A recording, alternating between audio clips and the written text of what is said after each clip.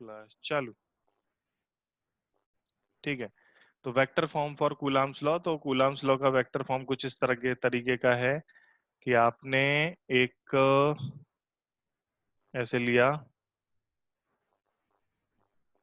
आपने स्पेस बना दिया, कोई भी रैंडम स्पेस हो सकता है, मतलब 2D स्पेस बनाया अभी हाल फिलहाल आपने, जिसमें ये है एक्स एक्सिस और ये है आपकी वाई एक्सिस। आपके जो दो चार्ज पार्टिकल्स हैं ये रखा हुआ है इधर पे, और एक चार्ज पार्टिकल रखा हुआ है यहाँ पर। पहले की जो पोजीशन वेक्टर है, पहले चार्ज का पोजीशन वेक्टर जो है वो इस तरीके का है, इसकी जो वैल्यू है वो है R1 वेक्टर। फिर उसी प्रकार से दूसरा जो है हमारा इधर है, उसकी जो वैल्यू है वो है R2 वेक्टर। चार्जेस हैं Q1, दूसरा चार्ज है Q2, इधर नहीं लिखता ऊपर लिख देता। दूसरा चार्ज है Q2, पहला चार्ज Q1, दूसरा चार्ज Q2। इन दोनों के बीच का जो एक दूसरे के करस्पॉन्डिंग, जैसे 1 के रिस्पेक्ट में 2 का जो है, अच्छा मैंने यहाँ पर ये एरो नहीं बनाया, एरो बनाना चाहिए मुझे, देखिएगा व्हाइट कलर से,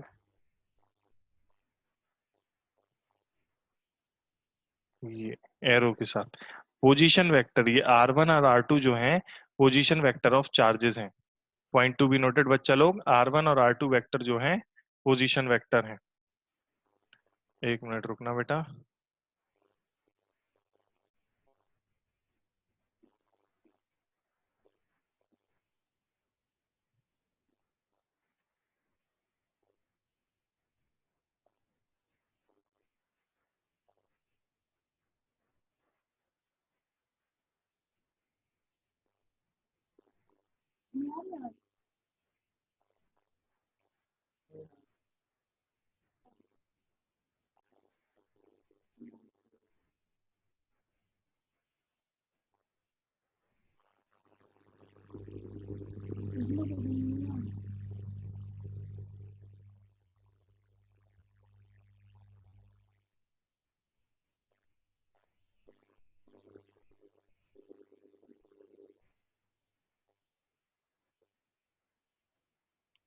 तो ये हो गए हमारे क्या, आर जो वेक्टर है, वेक्टर आर है position vector of Q with respect to Q1।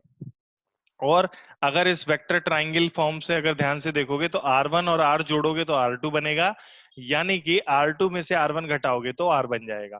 तो vector R is the subtraction of R2 vector and R1 vector. लिख लेते हैं, एक मिनट रुक जाइएगा।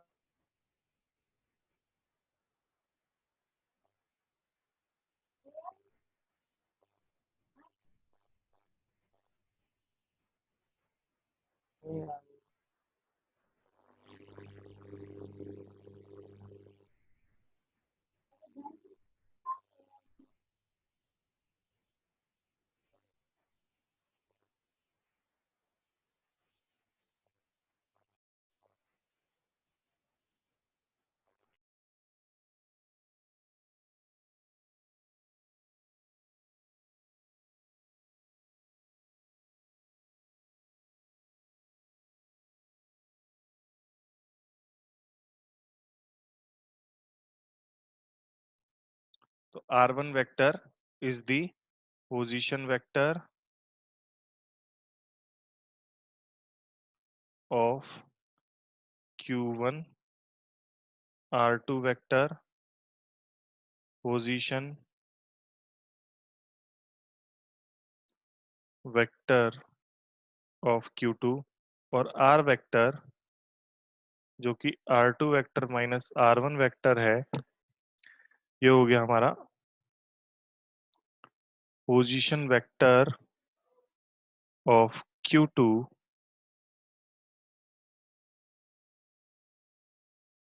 With respect to Q1, Q1 से देखने पर Q2। तो यानी कि इनके बीच की दूरी, इसको मॉड्यूलस जो हो जाएगा इसका R हो जाएगा, R वेक्टर का मॉड्यूलस को हम आर लिख लेंगे, यही इनके बीच की दूरी हो गई।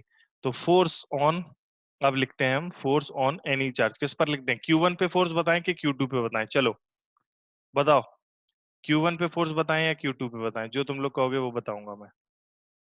जैसे मान लेते हैं दोनों प्लस के हैं, तो Q1 पे भी रिपल्शन का लगेगा, यानी Q1 पर फोर्स की डायरेक्शन जो रहेगी वो ये लगेगी, और Q2 पर जो फोर्स की डायरेक्शन लगेगी वो ये लगेगी, फोर्स की डायरेक्शन F2। बता भैया, गलत कह रहा हूँ सही कह रहा हूँ? अरे बोलो भाई, सही है सर। समझ में आ रहा है ना? हाँ सर। तो डायरेक्शन बहुत, क्योंकि वेक्टर है तो वेक्टर फॉर्म में तो डायरेक्शन ही सब कुछ है, डायरेक्शन नहीं समझ में आया तो फुस हो गया काम। तो पहले हम F2 निकालते हैं, क्योंकि F2 की जो डायरेक्शन है वो आर वेक्टर की डायरेक्शन के बराबर है ना? तो यस सर। तो F2 वेक्टर बराबर, तो मैग्नीट्यूड तो हमने कल ही निकाल लिया था, 1/4 pi epsilon naught Q1 Q2 divide by R square, और डायरेक्शन कौन सी है, आर कैप, मतलब वेक्टर आर जो है उसकी डायरेक्शन, और इसकी डायरेक्शन को दिखाने का तरीका क्या है, यूनिट वेक्टर, वेयर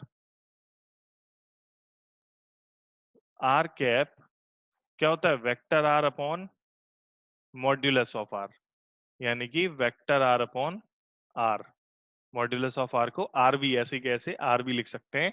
तो जब हम ये वैल्यू इधर पे रखते हैं, तो जो F2 होता है हमारा वेक्टर, वो कैसा दिखने लगता है, 1/4 पाई एप्सिलॉन नॉट, बहुत ध्यान से देखना गलत नहीं कर देना, Q1 Q2 divide by R square into R vector upon R, तो नीचे आर क्यूब हो जाएगा, तो F2 वेक्टर बराबर 1/4 pi epsilon naught into Q1 Q2 upon R cube R vector, ये इसका वेक्टर फॉर्म हो गया।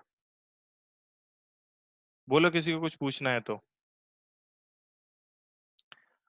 अब अगर मैं F1 निकालना चाहूं तो F1 की वैल्यू क्या होगी, डायरेक्ट बताओ मुझे,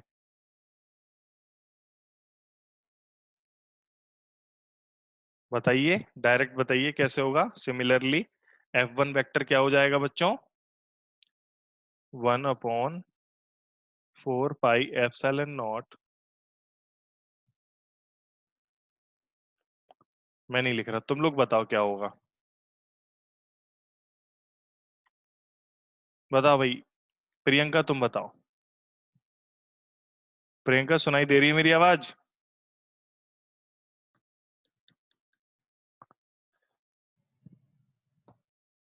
ईशा तुम बताओ।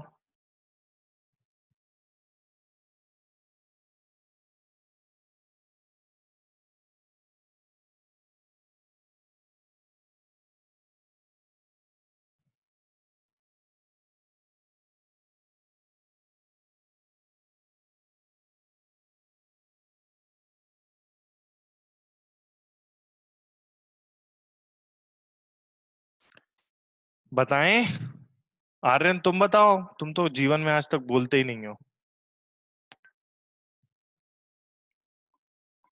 1/4 pi epsilon naught Q1 Q2 upon R cube. मतलब कुछ और चेंज नहीं आएगा, मतलब ऊपर वाला और नीचे वाला सेम रहेगा, मतलब F1 और F2 की वैल्यू सेम रहेगी। पोजीशन वेक्टर चेंज होगा सर। हाँ तो आंसर मतलब, तो फिर तुमने तो सेम बता दिया ना, क्या करूं मैं, क्या लिखूं यहाँ पर, तुम तो कह रहे हो कि ऊपर वाला और नीचे वाला एक जैसा ही है, मतलब F2 और F1 सेम है, मैग्नीट्यूड तो सेम है, चलो 1/4 pi epsilon naught Q1 Q2 upon R cube, लेकिन डायरेक्शन पता कौन सी होगी, माइनस आर वेक्टर की। आया समझ में कि नहीं आया, F2 की डायरेक्शन आर वेक्टर की डायरेक्शन में है, उसकी डायरेक्शन जस्ट अपोजिट है, डायरेक्शंस दोनों की एक दूसरे के जस्ट अपोजिट है। आप ये माइनस को चाहे तो आप आगे ले आओ, तो बात हमारी यहाँ पर खत्म हो गई कि आपने वेक्टर फॉर्म में अगर कूलाम्स लॉ लिखना है तो ऐसे लिखना, जहां पर R vector R2 vector minus R1 vector है, R2 R1 क्या चीज है, जो पोजिशन वेक्टर्स ऑफ Q2 और Q1। क्लियर, कहानी खत्म। ये हो गया हमारा vector form for Coulomb's law.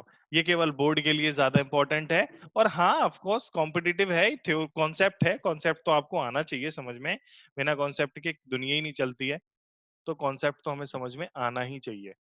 चलिए भाई जरा हम एक छुटकू सा सवाल करते हैं। फाइंड, क्वेश्चन है, find electrostatic force between electron and a proton. Find electrostatic force between electron and proton placed in placed at 1 meter from each other।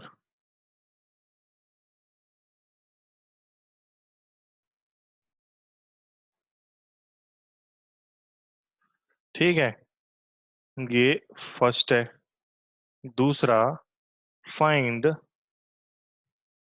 Gravitational force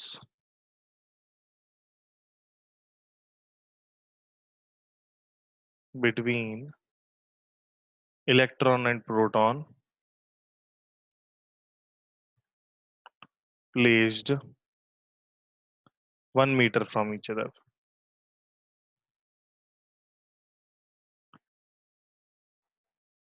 और बाद में find ratio of electrostatic force to gravitational force between each other. Electrostatic से gravitational का ratio बताना है। चलिए बताएं।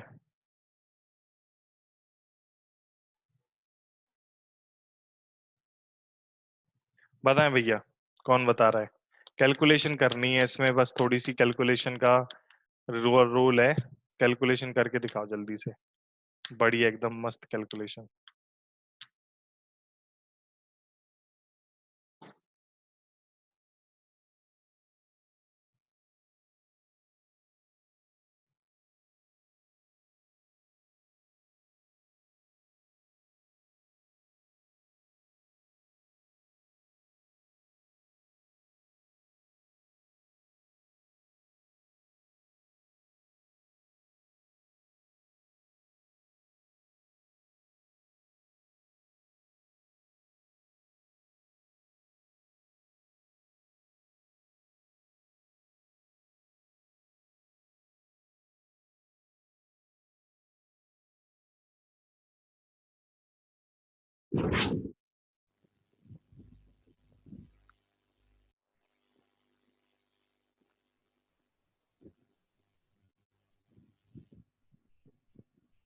हो गया।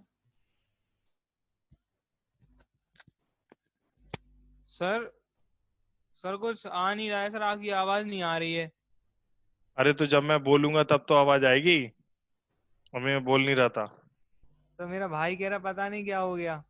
तो वो ये बताओ कि तुम कहाँ चले गए थे? सर हमारे सिस्टम में सर कोई प्रॉब्लम आ गई थी, फिर से अरे यार, रीस्टार्ट किया सर। चीजें सही करानी पड़ेंगी भैया। सर हम क्या बहुत करें सर, बहुत शर्मिंदा हैं हम, क्या करें सर। क्लास, मैं कह रहा हूँ तुमसे, नवंबर तक किसी हालत में नहीं खुल पाएगा इंस्टीट्यूट, किसी बार कोई भी इंस्टीट्यूट नहीं खुल पाएगा, ना स्कूल खुल पाएंगे। नहीं सर, बस हफ्ते भर की दिक्कत है, इसमें आ जाए एक बार, आने लगे तो हम्म बस कोई दिक्कत नहीं होगी। मतलब ऐसा मान लो कि हमें ऑनलाइन ही पढ़ना है इस साल, और उसको मान के ही सारी व्यवस्थाएं कर लो, हर एक चीज की अरेंजमेंट सबसे बढ़िया। और जैसा भी ठीक है। अब जैसे फोन से बच्चे क्लास करते हैं, जैसे अभी प्रिंस से बात हुई, कह रहा था कि सर मैं नया फोन खरीद रहा हूँ, फोन खराब हो गया। तो फोन खरीदने से बेहतर है कि आप सेम प्राइस का या उससे कम प्राइस का टैबलेट खरीद लो एक, और घर में वाईफाई लगवा लो। तो नहीं टैबलेट से सर। पोर्टेबिलिटी भी आ जाती है, टैबलेट टैबलेट हाँ से हाँ पोर्टेबिलिटी भी आ जाती है, और हाँ हाँ। उसमें 50 तरीके की झंझटें भी नहीं होती हैं। कहीं भी कोने में हम्म, लेके कॉपी पेन लेके बैठ जाओ एक जगह, अपनी क्लास कर लो, छत पे बैठ जाओ, इधर बैठ जाओ, उधर बैठ जाओ, जहां कोई डिस्टर्ब ना करे। अब कंप्यूटर है वो एक ही जगह फिक्स्ड रहेगा। मतलब पहले से था तो हाँ कोई बात नहीं है, लेकिन कोई बच्चा नया खरीद रहा है, फोन खरीद रहा है या कंप्यूटर खरीद रहा है, तो कंप्यूटर खरीद रहा है तो लैपटॉप खरीदो, और अगर फोन खरीद रहा है तो टैबलेट खरीदो। हाँ। Need of the hour sir तो ये है। ये था ना सर, कंप्यूटर था सा घर में, तब और तो कोई सर दिक्कत नहीं है। अब सर पापा कह रहे कि मोबाइल ले लो, तो सर मोबाइल से हमने अच्छा कहा, टैबलेट ले लेना। हाँ सर हमने कहा मोबाइल की वैसे ही छोटी स्क्रीन है, 1 महीने के दौरान हमें चश्मा लग गया। हाँ हमने कहा अब और उससे पढ़ेंगे तो पता नहीं क्या हो जाएगा, बिल्कुल सही है। तो तो हमने इस टैब वजह से सर, तो या तो कंप्यूटर पे ही करो क्लास, अगर कंप्यूटर ठीक चल रहा है तो एक हफ्ता, तुम कह रहे हो एक हफ्ता ले, कोई बात नहीं, कर लो, हाँ सारी रिकॉर्डिंग्स हैं ही अपनी, मिलती जाएंगी तुम्हें। लेकिन जी ये कोशिश करना कि वो अगर खरीदो तो लैप टैबलेट खरीदना। जी सर। हाँ चलिए, और टैबलेट भी खरीद रहे हो तो अगर ढंग का मतलब बजट है तो टैबलेट खरीद रहे हो तो फिर एप्पल का टैबलेट खरीदो, और फिर जब पैसा आ जाए और पैसा तो उसके साथ टैबलेट के साथ पेंसिल खरीद लेना एप्पल वाली। चलो अभी सर बताओ स्कॉलर भैया, वाला रख लो सर, प्रोग्राम तो कर ही लेंगे। क्या कैसा स्कॉलरशिप वाला? हाँ स्कॉलरशिप वाला, गरीबी रेखा। चलो, चलो ठीक है।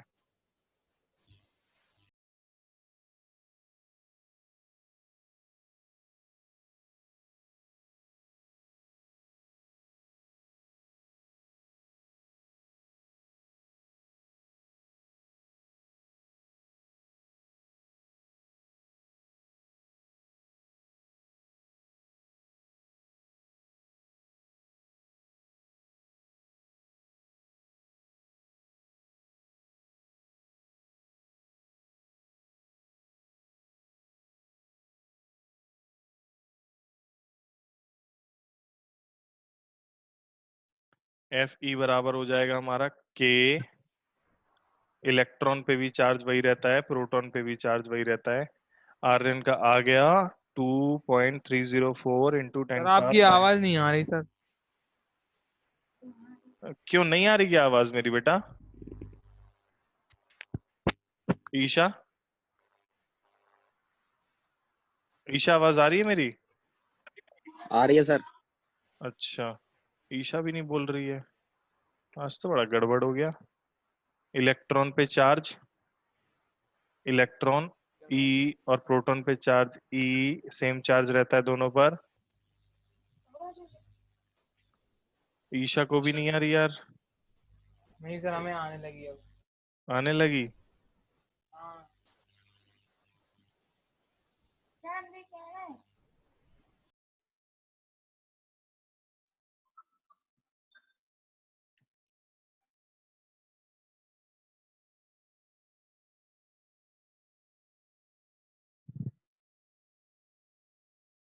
तो e e upon r square, r की जगह 1 ही हो जाएगा यहाँ पर। जी, mass of electron into mass of proton upon r square, यहाँ पर के 9 × 10⁻⁹, ये 1.6 इंटू 10⁻⁻19, ये 9 × 10⁻⁻9, नहीं +9 होता है ना ये तो, 9 × 10⁻+9, 1.6 10⁻⁻19 इंटू 1.6 इंटू 10⁻⁻19 डिवाइड बाय, अभी आ रही है ईशावाज? Yes sir. ठीक है, तो 16 कितना होता है? 256, 2.56, 9 से 2.5, 9.9 54, 4 5, 9 45, 5 50, 5 9 दूनी 18, 5 23, 23, 2 अंकों बाद दशमलव था, 2 अंकों बाद दशमलव, 23 इंटू 19 में से 9 गया 10, 29, 10⁻29 माइनस का 29, और एक पॉइंट और खिसका दो, 2.304 इंटू 10⁻⁻28। शाबाश बेटा आर्यन, वेरी गुड। ये हो गया हमारा एफ ई, ये आपके एनसीईआरटी में है। अब ये क्यों है एनसीईआरटी में? जो भी चीजें रहती ना, वैसे तो एनसीईआरटी कॉन्सेप्ट के लिए ही पढ़ी जाती है, तो उसमें जो सवाल होते हैं ना वो भी भाई साहब बहुत कॉन्सेप्ट के लिए, जैसे एच सी वर्मा है ना, एच सी वर्मा बुक इतनी फेमस इसीलिए हुई क्योंकि उसमें कॉन्सेप्चुअल क्वेश्चंस होते हैं, और एनसीईआरटी में भी ऑफ कोर्स कॉन्सेप्चुअल क्वेश्चंस होते हैं। तो इससे आपको कुछ, हर सवाल से कुछ ना कुछ सीख मिलती है। जैसे एक सवाल मैंने एनसीईआरटी का आपको करवाया था, वो क्वार्क वाला, तो हमें एक नई सीख मिली थी कि क्वार्क नाम की कोई चीज होती भी है। फिर अभी ये वाला मैं एनसीईआरटी का क्वेश्चन करवा रहा हूँ, तो इससे सीख ये मिलेगी कि हमें इलेक्ट्रोस्टैटिक फोर्स और ग्रेविटेशनल फोर्स के बीच में, मतलब सेम आइटम्स में इलेक्ट्रोस्टैटिक फोर्स लगेगा तो कितना लगेगा और ग्रेविटेशनल फोर्स लगेगा तो कितना लगेगा, आइडिया मिलेगा हमें। जी की वैल्यू कितनी होती है, किसी को पता है क्या? 6.67 10 टू द पावर, शाबाश, -11। अच्छा, मास ऑफ इलेक्ट्रॉन कितना होता है, पता है क्या? मास ऑफ इलेक्ट्रॉन होता है 9.1 इंटू 10⁻⁻31 किलोग्राम। और इसका कितना होता है 6.6 इंटू 10⁻⁻27 किलोग्राम डिवाइड बाय 1 का स्क्वायर। अब ये कैलकुलेशन थोड़ी सी बड़ी हो गई, करने की कोशिश करते हैं। 9 9 45 9 6 54 9 7 63 9 7 63 63 7 7 21 और 7 21 7 7 42 42 और 2 44, ऐसा कुछ आएगा। हेलो,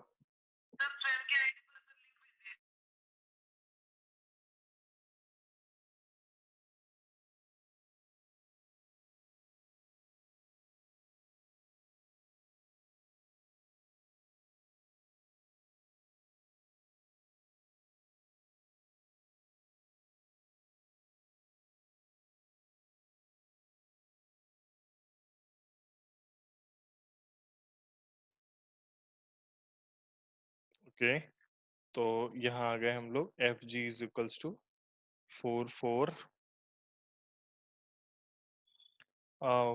मेरे हिसाब से तो इतना ही आ रहा है, लगभग 441 पॉइंट, कितने डिजिट आएंगे, 6.2 डिजिट आएंगे, तो लगभग इधर 4.41 इंटू 10⁻⁻19। अच्छा, आर का आ रहा है 55.23427 अच्छा, तो मेरा यहाँ पर गलत है, ये 55 कैलकुलेटर से निकाला, ऐसा ही होगा। 55.23 इंटू 10⁻11 31 27 31 और 11 42 42 और 20 62 62 और 7 69 69 और 2 अंकों बाद दशमलव 1 टोटल। ये सही तो लग रहा है, 69 72 आ रहा है ना, 10⁻⁻70। सर ये कैलकुलेशन गलत है तुम्हारी। अब मैं करता हूँ फिर कैलकुलेटर से। ओके, 6.67 इंटू 9.1 इंटू 6.6 400, मेरा सही था यार, लगभग 400 इंटू 10 पर 400.6002।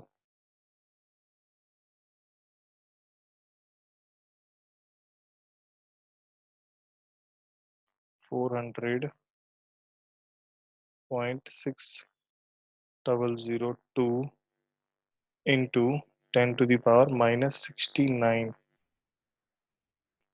-69 यार, हाँ सही है सही है, -68। तो 40 या फिर 4.0 इंटू 10⁻⁻68 नहीं 67 कर लो अब, -67 एफ जी। ये आ गया हमारा न्यूटन में, इतना फोर्स आ गया। सर अभी क्या हो गया सर? किस में क्या हो गया, किस पे क्या हो गया, क्या कह रहे हो? तो अभी इसका जो है रेशियो, अब जरा पावर पावर की बात देखो, सर बाकी आवाज आ रही है? आ रही है बेटा, पावर पावर देखो, बाकी भाड़ में जान दो। इस पे पावर कितनी है, कितनी है? 28, इस पे पावर कितनी है 67। बस इन्हीं दोनों को देखना है, बाकी सब भाड़ में जाए। तो देखिएगा कि इसमें हमने देखा, तो जब रेशियो निकालेंगे हम एफ ई अपॉन एफ जी, तो यहाँ पर क्लियरली दिखाई दे रहा है हमें इलेक्ट्रोस्टैटिक फोर्स ग्रेविटेशनल फोर्स से कई गुना ज्यादा है। और अगर टू बी एग्जैक्ट निकालते हैं हम F E upon F G, okay,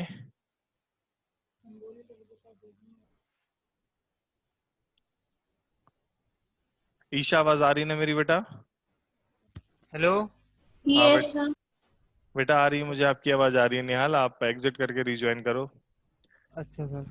अब आ गई मुझे, अब आ गई आवाज तुम्हें तो ठीक है, मुझे तो आ ही रही तुम्हारी। तो 4 × 10⁻⁶, हाँ मुझे भी आ रही थी तुम्हारी। तुम माइक दूर हो जाता होगा, स्लो आती है, कोई बात नहीं, ये हमारा काम हो गया। यहाँ पर एफ ई अपॉन एफ जी जब देखा हमने, इधर ही लिख लेते हैं, अब छोटे में ही लिख देंगे, क्या है जब ये बची नहीं तो। एफ ई अपॉन एफ जी 2.304 अपॉन 4, 4×5 = 20, 0.5।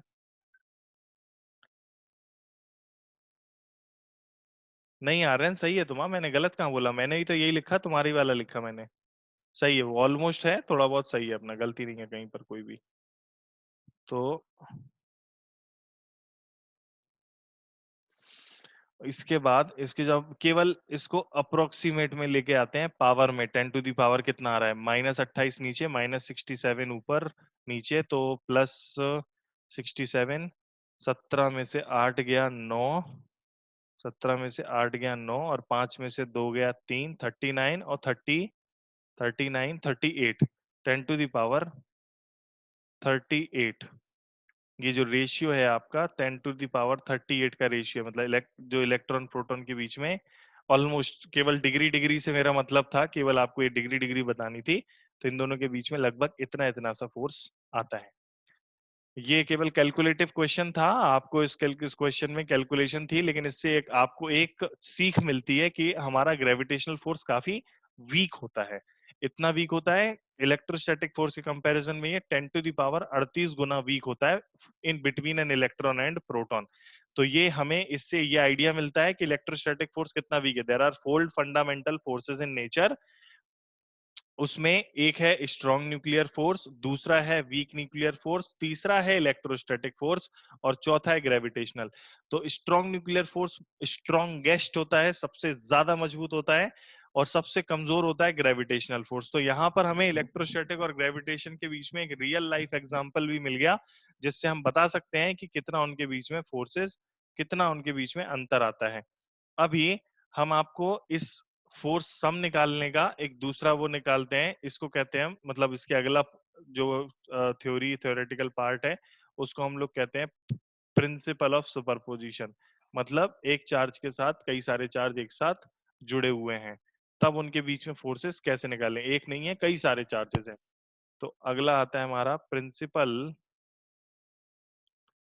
प्रिंसिपल नहीं, प्रिंसिपल ऑफ सुपरपोजिशन।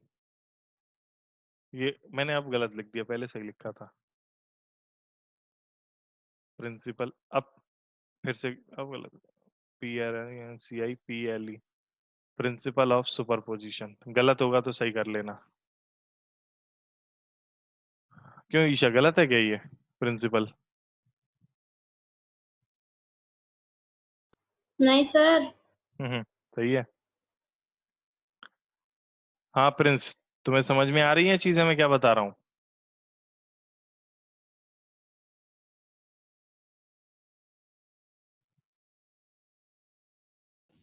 तो प्रिंसिपल ऑफ सुपरपोजिशन कुछ इस प्रकार से होता है बच्चों, कि आपके पास मान लेते हैं एक चार्ज है, एक चार्ज है Q। अच्छा, अब आपने इसके बाजू में एक चार्ज रखा Q1, इसके बाजू में आपने एक चार्ज रखा Q1। अच्छा, अभी इनके बीच में फोर्सेस देखा, मतलब Q1 के कारण Q पर लगने वाला फोर्स। तो Q1 के कारण Q पर जो फोर्स लगेगा, मान लेते हैं रिपल्शन का लग रहा है, तो ऐसा सा लगेगा इस डायरेक्शन में। इस फोर्स को अपन ने लिख दिया F1,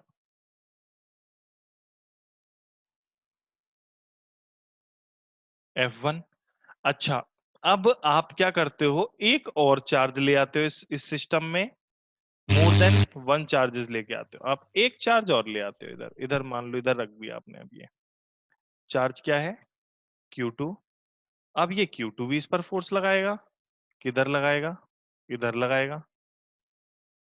तो अब मुझे ये बात बताएं आप लोग, क्या Q2 के आ जाने से F1 की वैल्यू बदल जाएगी क्या?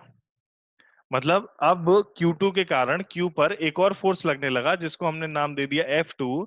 तो सबसे पहली बात आपको ये बतानी है कि क्या Q1 के कारण Q पर लगने वाला जो फोर्स था F1, क्या Q2 के कारण फोर्स लगने पर वो बदल जाएगा क्या? हाँ या ना बताओ बच्चों, क्या वो बदल जाएगा बच्चों?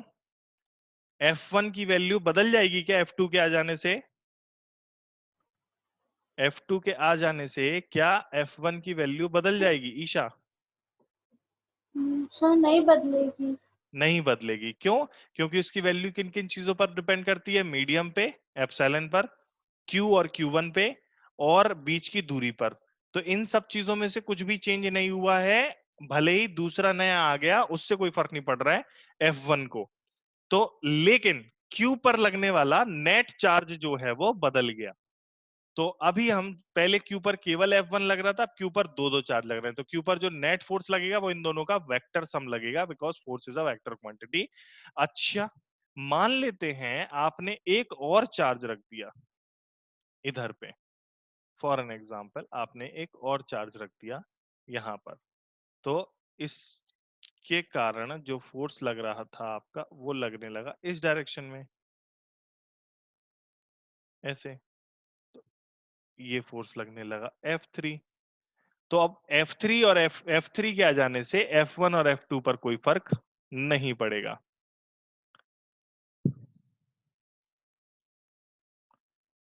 कोई फर्क F3 के आ जाने से F2 पर कोई फर्क नहीं पड़ेगा, F3 के आ जाने से F1 पर कोई फर्क नहीं पड़ेगा। और इस तरीके से ये तीनों आपस में तो एक दूसरे को छेड़ेंगे नहीं, चेंजेस नहीं करेंगे, लेकिन Q पर नेट फोर्स फिर से बदल जाएगा। अब वो F1 F2 F3 का वेक्टर सम होगा। क्या? यहाँ पर Q3 के आ जाने से ऐसे ऐसे डॉट डॉट डॉट करके Fn आ जाता है। मान लेते हैं एक और चार्ज आ गया इधर पे, dot dot dot dot Fn number charge हमारा इधर आ गया Qn। इसके कारण जो फोर्स लगने लगा हमारा, वो लगने लगा इधर को Qn Fn। तो सबसे पहली खास बात है, प्रिंसिपल ऑफ सुपरपोजिशन कहता है व्हेन टू चार्जेस या टू चार्जेस छोड़ो, when more than two charges are placed close to each other, जब दो से ज्यादा चार्ज एक दूसरे के नजदीक नजदीक रख देते हैं, then force between any of the two force between any of the two charge is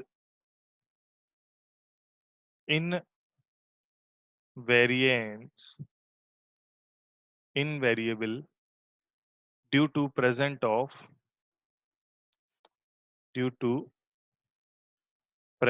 of other charges।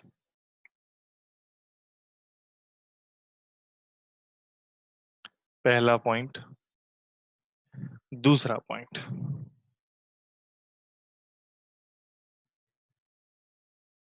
दूसरा पॉइंट नेट चार्ज, नहीं net force on any of the charges, any of the charge is the vector sum of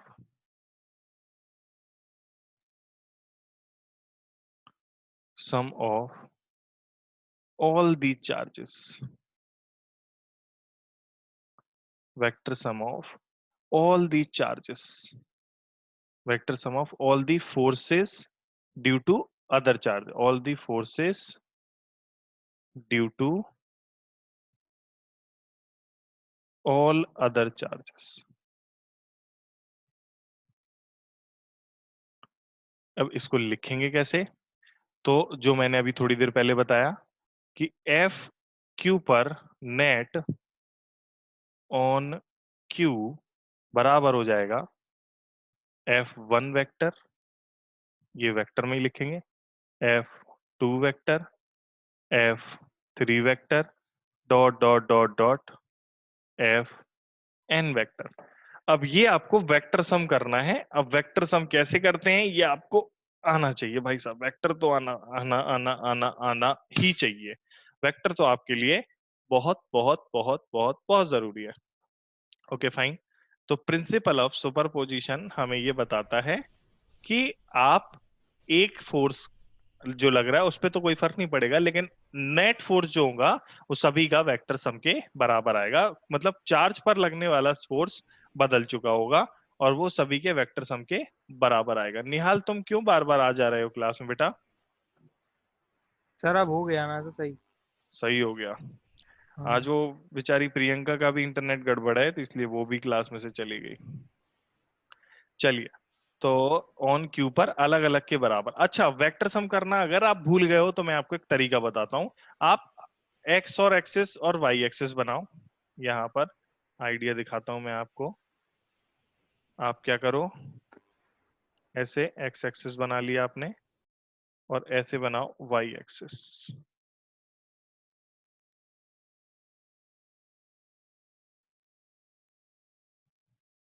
x axis और Y axis बनाई, हर एक force के component करे कि x axis लिख दो इसमें,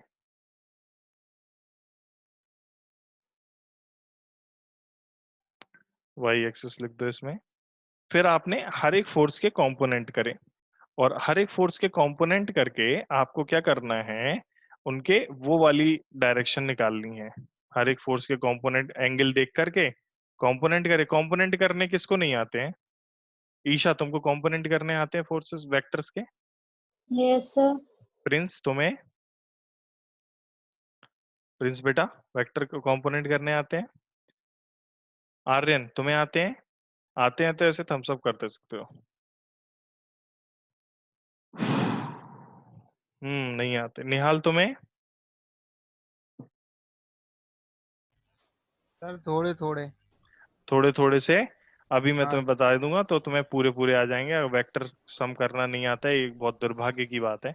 तो मान लो आपने कर लिए, कर लिए, तो अब आपको अलग अलग करना है। कैसे? F1 के दो कंपोनेंट होंगे, एक एक्स एक्सिस में एक वाई एक्सिस में। वो F2 के दो होंगे, एक एक्स एक्सिस में एक वाई एक्सिस में। F3 के दो होंगे, एक्स एक्सिस में वाई एक्सिस में। तो आपने क्या करना है, F नेट का एक्स एक्सिस बनेगा कब? जब आप उसमें F1 का x जोड़ोगे, F2 का x जोड़ोगे, डॉट डॉट डॉट Fn का x जोड़ोगे। उसी तरह Fnet का y बनेगा जब आप F1 का y जोड़ोगे, F2 का y जोड़ोगे and to to to to to Fn का y जोड़ोगे। अच्छा, फिर उसके बाद आपका जो नेट बन जाएगा, देखिए देखते रहिए,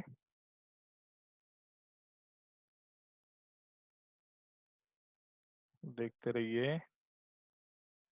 फिर उसके बाद जो आपका एफ नेट का मैग्नीट्यूड आएगा वो आएगा अंडर रूट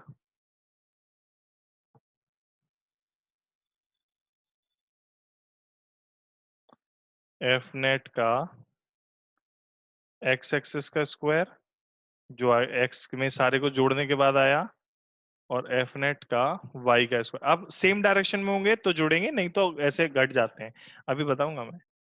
तो एफ नेट का वाई और angle with x axis, direction with x axis, x axis का डायरेक्शन देखना है। तो मान लो एंगल आया 10 अल्फा, बराबर हो जाएगा एफ नेट वाई, ऊपर जो भी वैल्यू आई होगी divide by F net x, इस तरीके से। ठीक है, इसको जरा यूज करके देखते हैं, तब मजा आएगा, ऐसे करके मजा नहीं आ रहा है। जब तक यूज नहीं हो रहा है तब तक कैसे हमें मजा आएगा।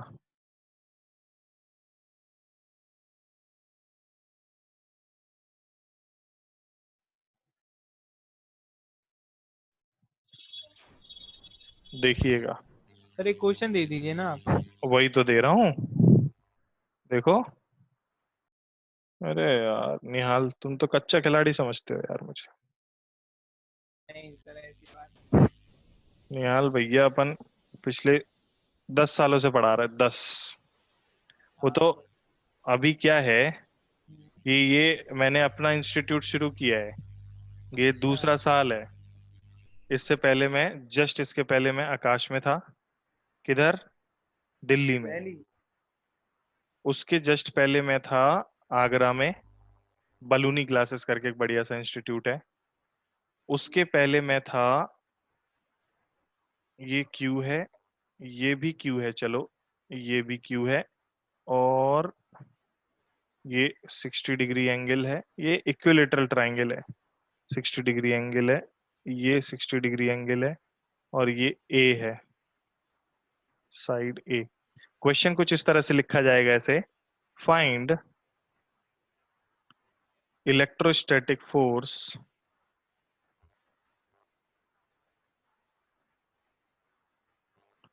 on any of the three identical charges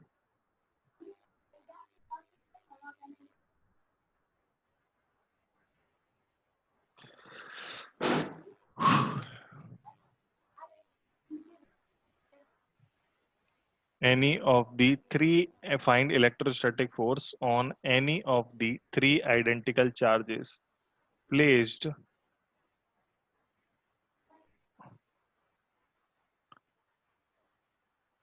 placed at the vertices of an equilateral triangle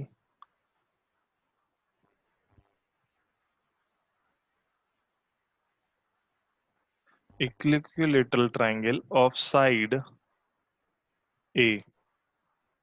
okay. Sir ये सारे चार्ज पॉजिटिव हैं। हाँ, सारे चार्ज अपने पॉजिटिव हैं। अच्छा, तो किसी भी एक पर आपको इलेक्ट्रिक फोर्स बताना है। तो मान लिया हमारा मन किया और हमने इस साइड वाले पर निकाला, तो क्यू के कारण एक फोर्स लगेगा इधर, और इसके कारण जो फोर्स लगेगा इधर। क्लियर है भैया, हाँ या ना?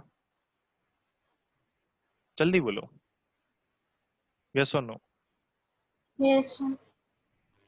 और दोनों के कारण जो फोर्स लगेगा वो इक्वल लगेगा, क्यों? क्योंकि दूरी सेम है, चार्ज सेम है, इससे भी डिस्टेंस ए है, उससे भी डिस्टेंस ए है, तो बराबर बराबर लगेगा।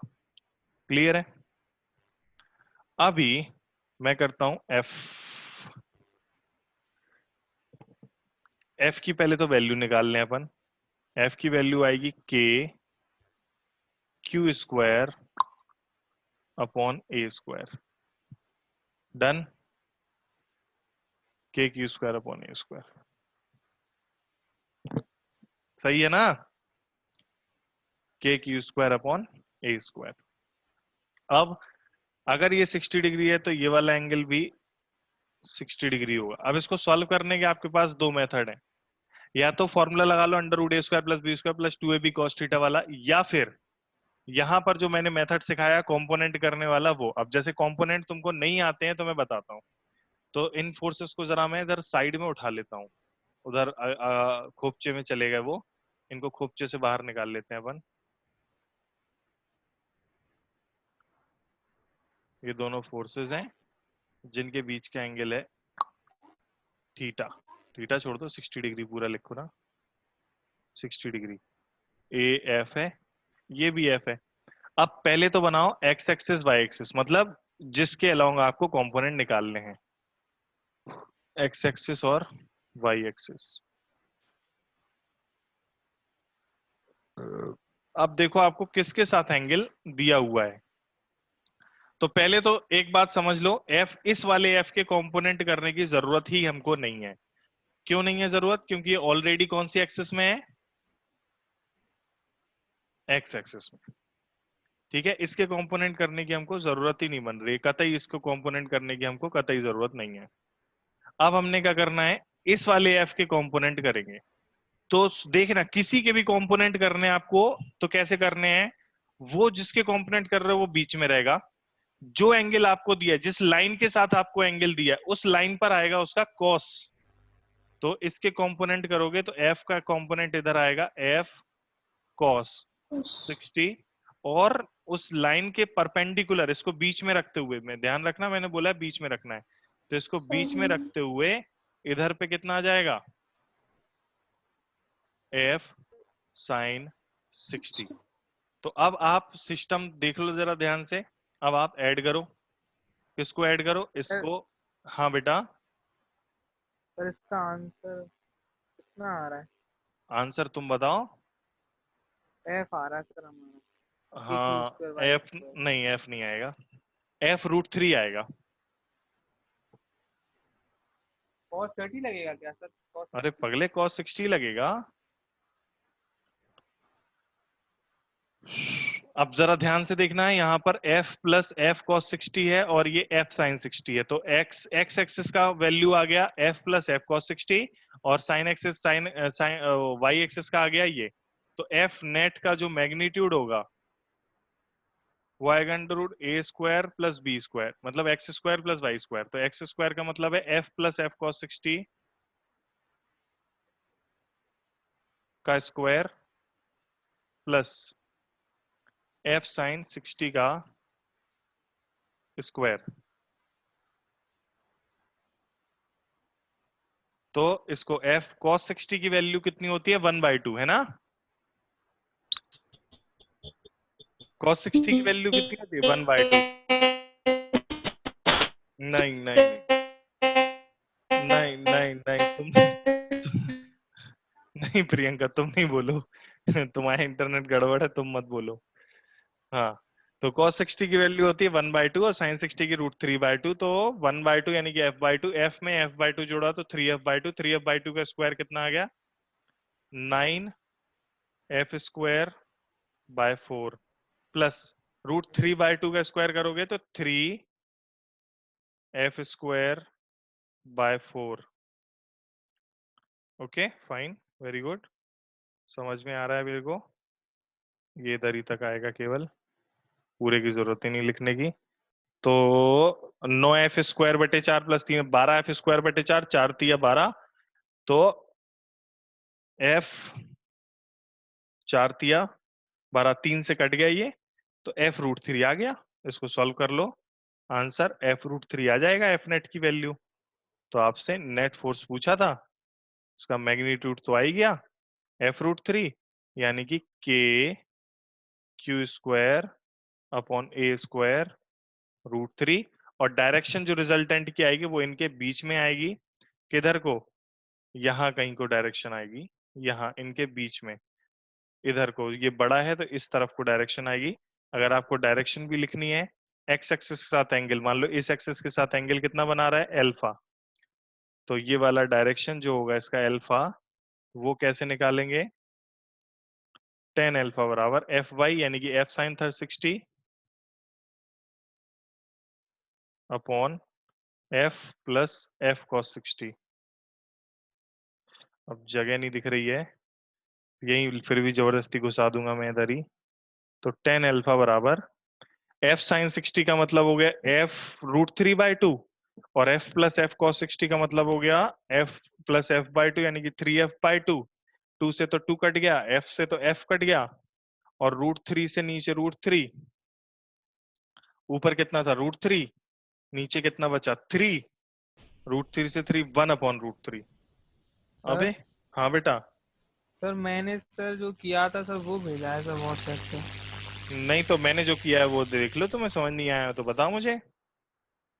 तो मेरी पता नहीं सर क्यों कहाँ गलती हुई सर। तो कहीं ना कहीं गलती की होगी तुमने, मेरे को मैसेज आ गया f cos 60 f नेट की डायरेक्शन में, f1 और f2 की वैल्यू सेम है ना, f cos theta plus f2 cos theta, नहीं ये गलत कर दिया तुमने। अच्छा ऊपर वाले पर तुमने फोर्स देखा, इसकी वैल्यू 60 डिग्री थी, तो तुमने कंपोनेंट कर दिए, तुमने क्या किया, अरे यार कैसी बातें कर रहे हो, कहाँ गलत गलत से कंपोनेंट कर डालते हो, क्या भाई ऐसे कैसे चलेगा। चलिए यार ठीक है। अच्छा अभी तो क्लास, अगली कोई क्लास ही नहीं है, बता सकता हूँ मैं तुम्हें। देखो जरा, तुमने जो किया वो कहाँ किया, मैं दिखाता हूँ। ये भेजा है तुमने, दिखाओ तुम्हारे।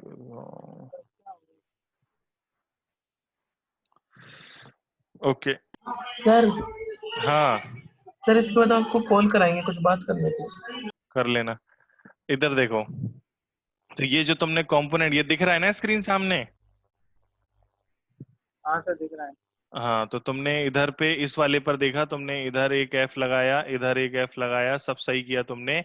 इन दोनों के बीच में एंगल कितना है, 60 डिग्री का है, सब सही किया तुमने। तुमने उसके बाद कंपोनेंट गड़बड़ कर दिए ना। तुमने कंपोनेंट क्या किया, F1 cos theta, F2 cos theta. तुम्हें कैसे पता ये बीच में ही बनेगा, बिल्कुल बिल्कुल सेंटर में बनेगा, ऐसा तुम्हें कैसे पता। और सेंटर में अगर बनेगा भी तो ये 30 डिग्री होगा, 60 डिग्री कैसे होगा थीटा को। नहीं आ रहा समझ में क्या कह रहा सर हूँ। वही मैं आपसे पूछा रहा था कि 30 होगा क्या। नहीं होगा 30 वो। हाँ इनका दोनों का रिजल्टेंट, एफ इस पर लगेगा हाँ इधर, एफ इस पर, हाँ 30 आएगा। लेकिन वो रिजल्टेंट का एंगल ऐसे 30 आएगा सर ना। तुम्हें जब तक सॉल्व नहीं करोगे तब तक कैसे पता कि 30 आएगा, बिना सॉल्व किए अंदाजा थोड़ी लगा सकते हैं। लेकिन सर इक्विलेटरल हैं, फिर से बोलो, आवाज नहीं आई थी। ट्रायंगल है ना सर। हाँ तो ऐसे कह सकते हो कि जैसे फोर्स हमारे जो हैं, दो फोर्सेस हैं, सर एंगल ना सर, मैं सर डायरेक्ट मतलब एक हाँ फोर्स इधर लग रहा है, एक फोर्स इधर लग रहा है, और दोनों फोर्सेस हमारे बराबर बराबर हैं, तो उनका रिजल्टेंट जस्ट उनके बीच में आएगा। एफ नेट की डायरेक्शन ये रहेगी, ये आएगी हाँ एफ नेट की। जी सर। समझ गए। तो ये जी रहेगा सर। हमारा। हाँ तो ऐसे, तो यहाँ पर अगर तुम 30 डिग्री करके लगते ना, तो तुम्हारा आंसर आ हाँ जाता, हाँ लेकिन उसमें एक अजम्पशन तुमने ये मान लिया कि इनका रिजल्टेंट बीच में आएगा, मतलब तुमने आधा काम पहले कर लिया on the basis sir of 60 given तो नहीं डेटा। है सर 30। नहीं बात तुम्हारी सही है, गलत नहीं है, on the basis of given हाँ डेटा कि एफ हाँ और एफ बराबर हैं, तो रिजल्टेंट उनके बीच में ही आता है। ये भी सही बात है कि दो जो वेक्टर लेते हो तुम, यदि वो जी दोनों वेक्टर बराबर हैं, जैसे वेक्टर ए हाँ इधर वेक्टर ए इधर और उनके बीच में एंगल थीटा है, तो इनका रिजल्टेंट जो आता है वो एग्जैक्टली उनके मिडिल में आता है, मतलब ये θ/2 और ये θ/2 एग्जैक्टली उनके मिडिल में आता है। ठीक है, वो ठीक है। हाँ ऐसे ऐसे ठीक है। करेंगे तो ये 60 की जगह 30 करो, आंसर अपना आ जाएगा। हाँ तो वो अंडर रूट भी आ जाएगा सर। हाँ अंदर रूट करके वो सर आंसर। ये पूछना था सर हाँ कि सर अगर फोर्स इक्वल ना हो सर फिर क्या करेंगे सर। फिर तो कुछ नहीं, जैसे मैंने किया वैसे करो ना, कंपोनेंट करो, एक्स एक्सिस बनाओ, वाई एक्सिस बनाओ, कंपोनेंट करो। और अगर तुम्हें कंपोनेंट नहीं करने, जैसे दो फोर्स हैं तो आसान है ना, दो वेक्टर का तो वेक्टर सम करना आता है, मैं हाँ वो F1 का तो ए इसको F, स्क्वायर बी स्क्वायर लग जाएंगे। हाँ +2ab cos 60, 60। मतलब cos थीटा, जो भी F1 और F2 के बीच का एंगल है, अगर बराबर नहीं है, दो है तो। लेकिन दो से ज्यादा होंगे तब तो फंस जाओगे ना तुम, दो से ज्यादा होंगे तो फंस नहीं जाओगे, परेशान नहीं हो जाओगे, कैसे कैसे करोगे तुम एक बार में ही। सर अगर दो से ज्यादा भी होंगे तो सर ऐसे ही कर नहीं कर पाओगे ऐसे, ऐसे कैसे कर क्योंकि लोगे, कैसे कर लो, क्योंकि सर वो लो अब मैं, जैसे अरे ऐसे करेंगे ना। अरे मैं बता रहा हूँ, लो करो इधर करके बताओ, ये मैंने हाँ एक्स एक्सिस और वाई एक्सिस बना दिए, और अब मैं तुम्हें फोर्सेस दे रहा हूँ। ठीक है, एक फोर्स ठीक है। इधर है, एक फोर्स तुम्हारा इधर है, एक फोर्स तुम्हारा इधर है, एक फोर्स तुम्हारा इधर है। ठीक है, फोर्स तो आई है हैं थोड़ा माइक पास करके बोला करो। कुछ नहीं सर। ये 5 न्यूटन हो गया, ये 10 न्यूटन हो गया, ये 15 न्यूटन हो गया, ये 10 न्यूटन हो गया। एंगल्स दिए हुए हैं, इसका इसके साथ एंगल दिया हुआ है हमें 37 डिग्रीज, इसका इसके साथ एंगल दिया हुआ है हमको 53 डिग्रीज, इसका इसके साथ एंगल दिया हुआ है हमको 22.5 डिग्री, और इसका इसके साथ क्या कह रहा है बेटा?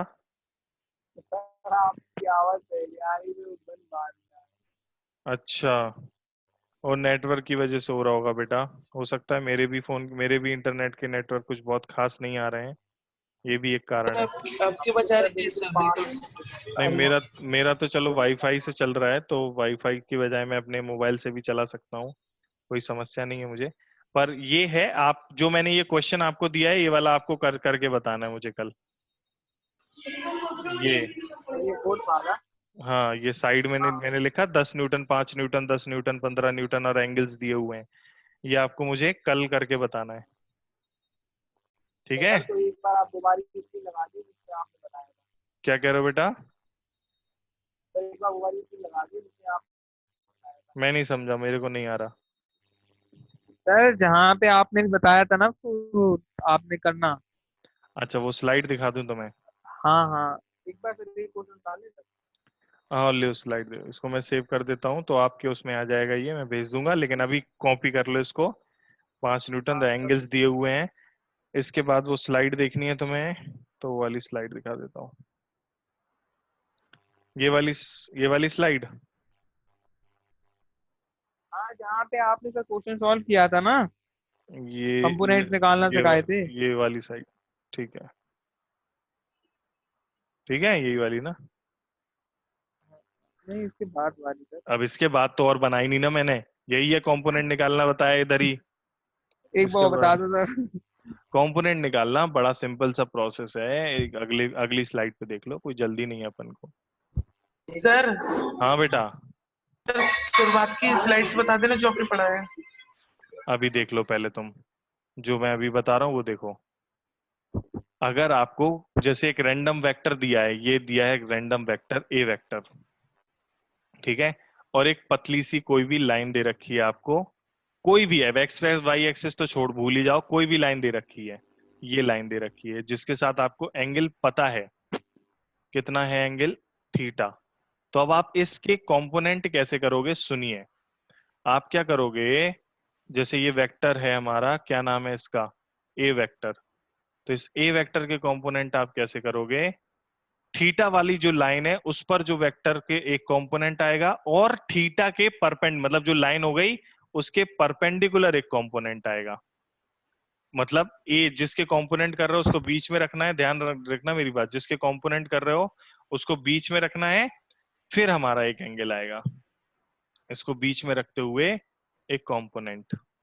ओके, तो दो कंपोनेंट हो गए, जो थीटा के साथ बनेगा वो बनेगा कॉस, और थीटा के जो कॉस के परपेंडिकुलर रहेगा साइन। यदि आप इन दोनों को ऐड करते हो तो अंडर रूट ए साइन थीटा का स्क्वायर और ए कॉस थीटा का स्क्वायर, सॉल्व करो तो पता क्या बनेगा? ए, यानी कि इन मतलब इसको अगर हम ए एक्स वेक्टर बोले और इसको ए वाई वेक्टर बोले, तो इन दोनों को जोड़ने पर ए वेक्टर ही बनता है, X axis vector plus Y axis vector. Proof भी मैंने करके दिखा दिया। ये कंपोनेंट करने का तरीका है, जो मैंने क्वेश्चन दिया है उसको आपने एक एक करके कंपोनेंट करने हैं, sine cos sine cos sine cos, तो सेम डायरेक्शन में होंगे, वो जुड़ जाएंगे, अपोजिट वाले घट जाएंगे, इस तरीके से होगा। चलिए ठीक है, अब आपकी मैथ्स की क्लास लोग चल रहे वाली होगी, क्लास खत्म। हाँ सर बोलो। हाँ सर हम ये कह रहे हैं सर, लेकिन सर आपने जो एंगल दी वो तो पॉइंट्स में है, तो हाँ, सर तो उनकी वैल्यू कैसे रखती है? चलो, अब वो वैल्यू के लिए भी मैं 1 मिनट और खर्चा कर लेता हूँ अपना। दो सर ट्राइंगल आपकी बना। क्लास रहती है क्या सर अभी? हाँ, मेरी तो नहीं है, लेकिन मैथ्स की तो है तुम्हारी, सर वेट कर रहे होंगे। तो थोड़ा मैथ का टाइमिंग बढ़ा दीजिए। क्या कह रहे हो? थोड़ी मैथ सर मैथ की लिंक भेज देना मुझे। हाँ भेजता हूँ। की थोड़ी सी टाइमिंग बढ़ा दीजिए सर। माइक पास में रख के बोला करो तुम। सर मैथ की सर थोड़ी टाइमिंग करा दीजिए। क्या करा दें वो? हाँ थोड़ा सा 3 घंटे से बराबर हो जाती है सर। तो फिर परेशान हो अबे जाओगे, पता तुम बाद में परेशान हो जाओगे। तो मतलब कि थोड़ा 15 मिनट का गैप या कुछ होता ऐसा हो सकता है, बात कर लेना सर से।